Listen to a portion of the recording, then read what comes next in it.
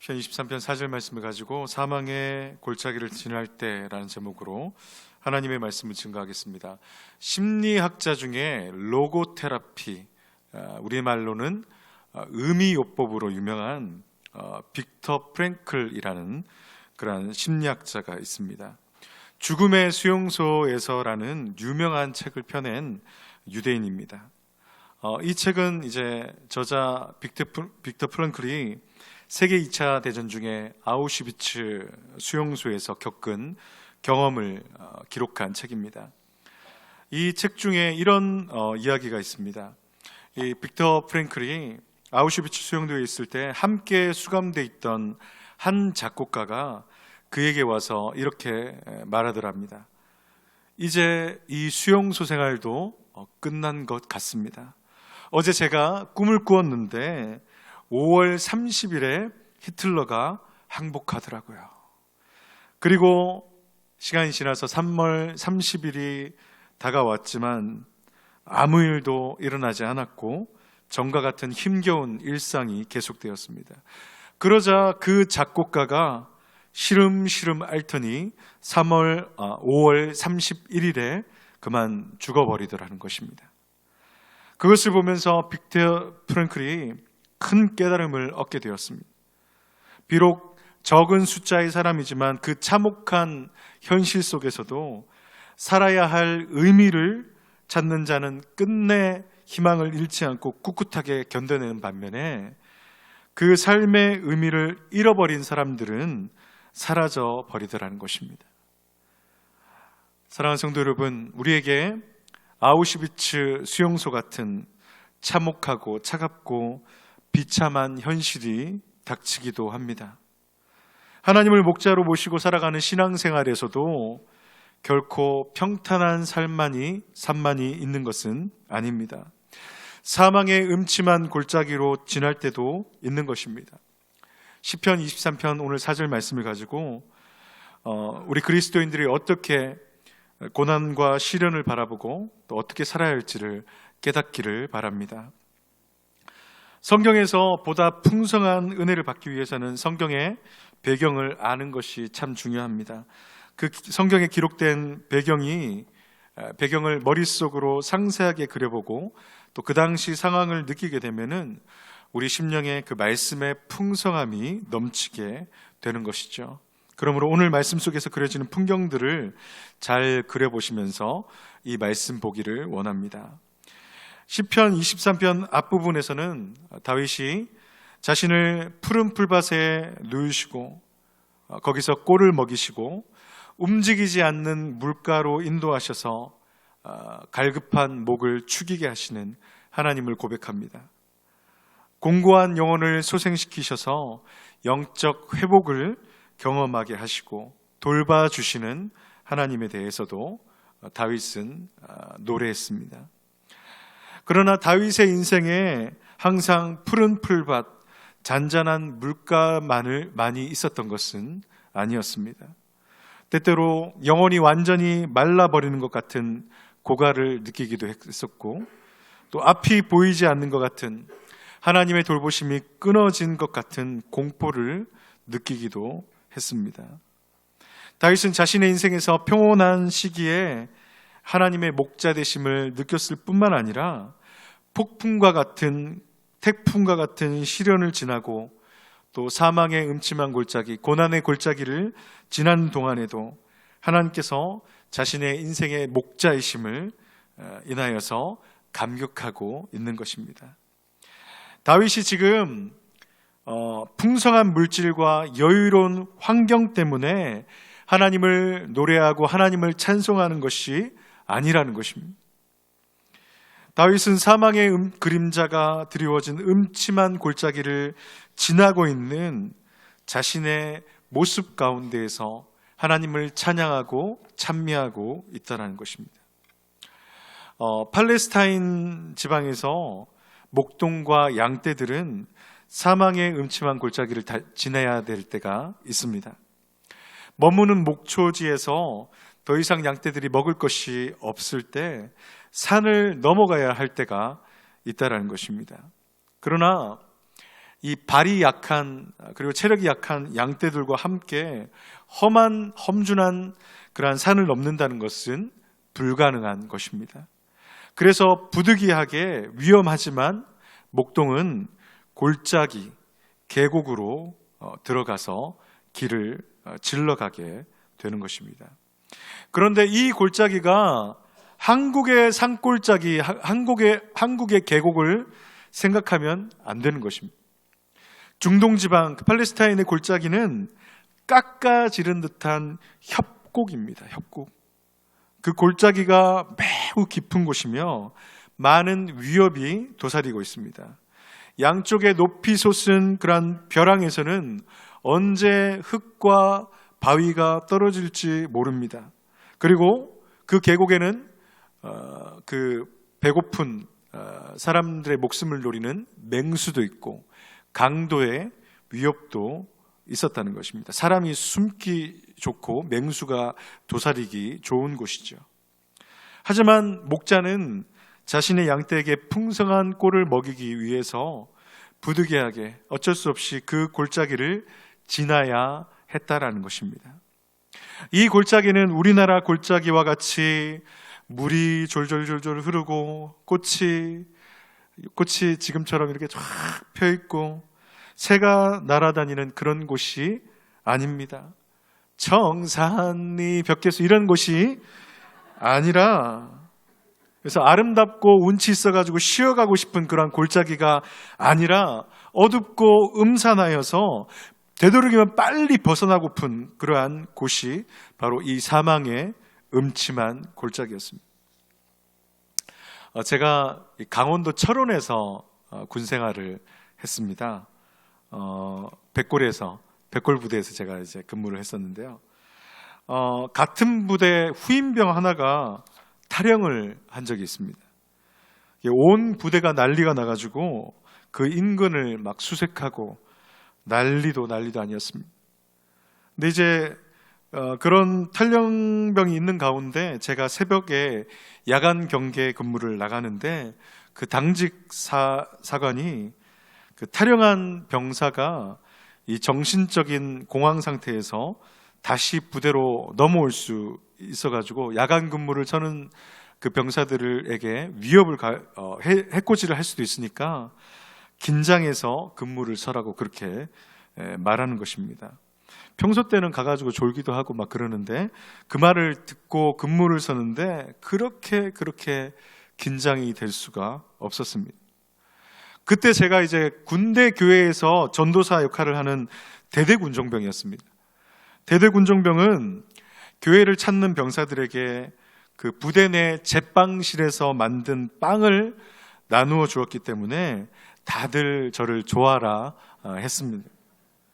근데 특별히 그 탈영한 친구는 똑같이 이제 빵을 받은 후에 매번 제게 와가지고 권정민 변호사님 빵 하나만 더 주십시오. 그러면 이제 제가 2-3개 정도 더 얹어가지고 주었던 그런 사이였습니다. 그런데 칠흑 같은 어둠 속에서 저의 얼굴을 알아보는 것은 불가능했습니다. 그런 생각이 들자 마음속에 두려움이 막 생기는 것입니다.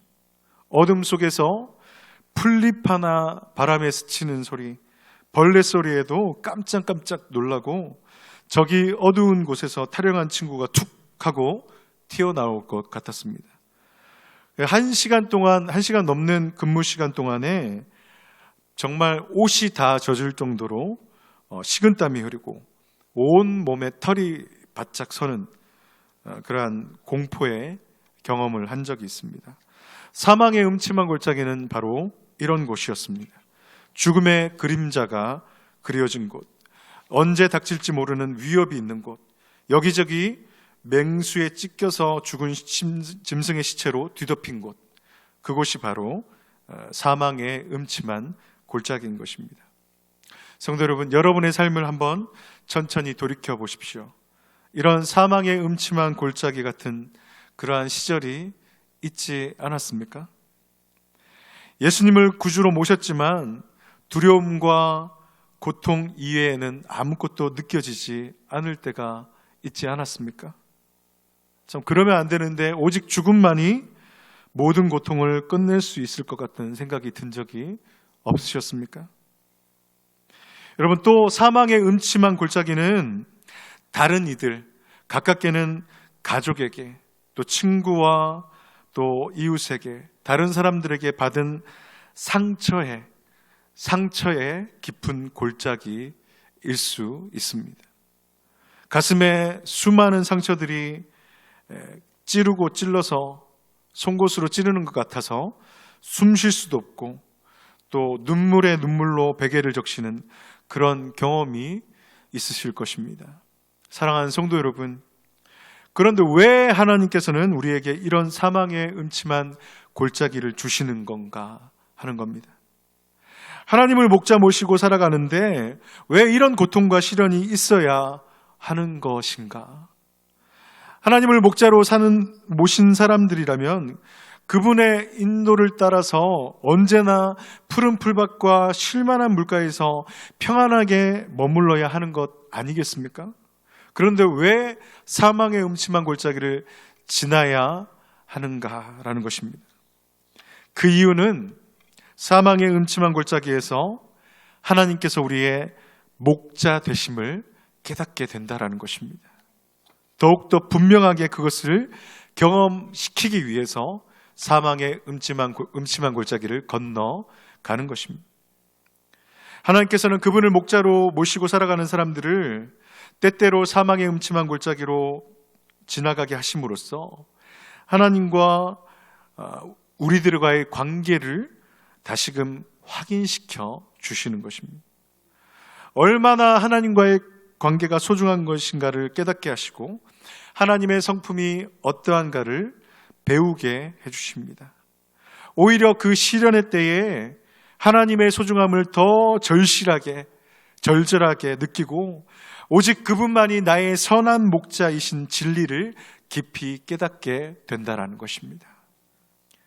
여러분, 출애굽한 이스라엘 백성들이 어디에서 불기둥과 구름기둥을 보았습니까? 어둡고 추운 밤을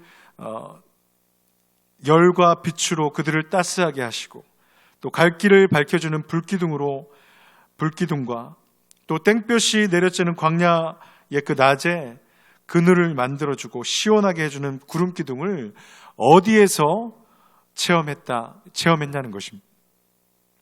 그 모든 일들이 바로 고난의 광야 한가운데서 일어났습니다.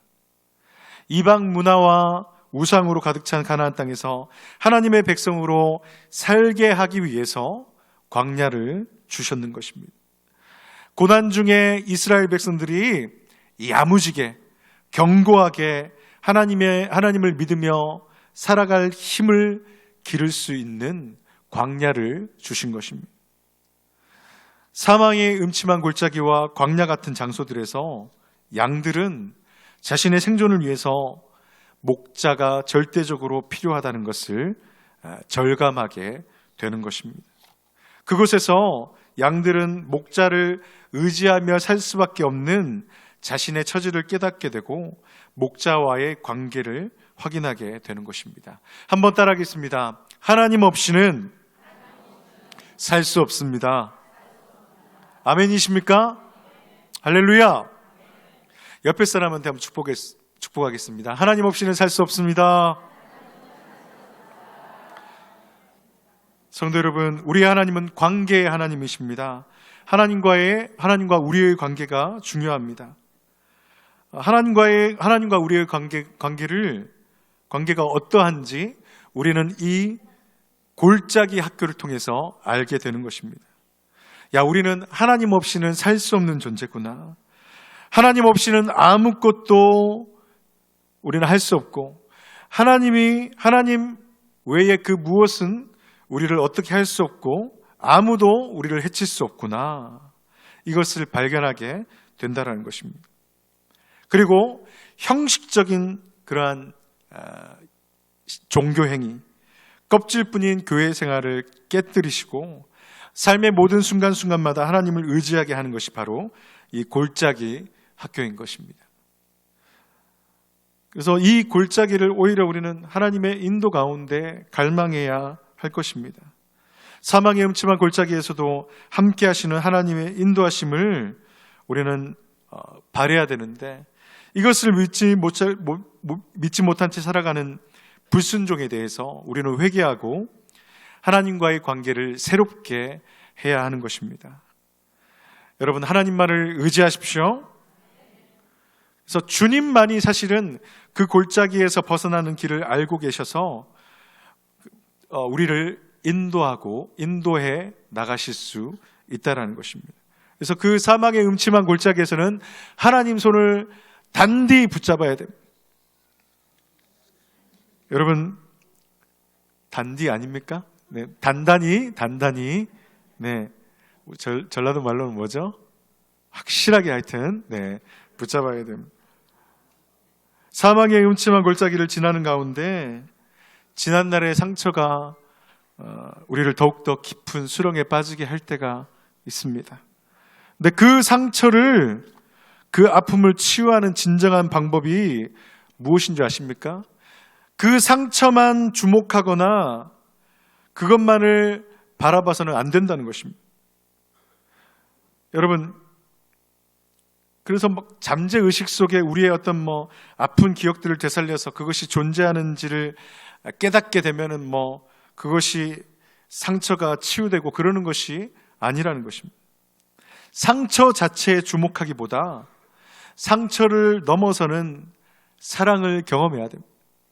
상처를 넘어서는 하나님의 놀라운 사랑을 체험할 때 그 상처가 치유되는 것입니다. 하나님의 놀라운 사랑을 경험할 때 자신의 존재의 가치를, 자신의 존재의 의미를, 살아갈 의미를 깨닫게 되는 것입니다. 사랑하는 성도 여러분, 2차 세계대전 아우슈비츠의 참혹한 현실 속에서도 삶의 의미를 가진 자들이 꿋꿋하게 살아남았던 것처럼 사망의 음침한 골짜기와 상처의 깊은 절망 속에서 하나님 사랑 안에 깃든 자신의 존재를 발견하는 여러분들 되시기를 주님의 이름으로 축복합니다. 그리고 그 변화된 마음으로 자신의 인생을 보고 미래에 대한 거듭난 소망을 소유하는 여수 시민교회 성도님들 되시기를 주님의 이름으로 축복합니다. 기도하시겠습니다.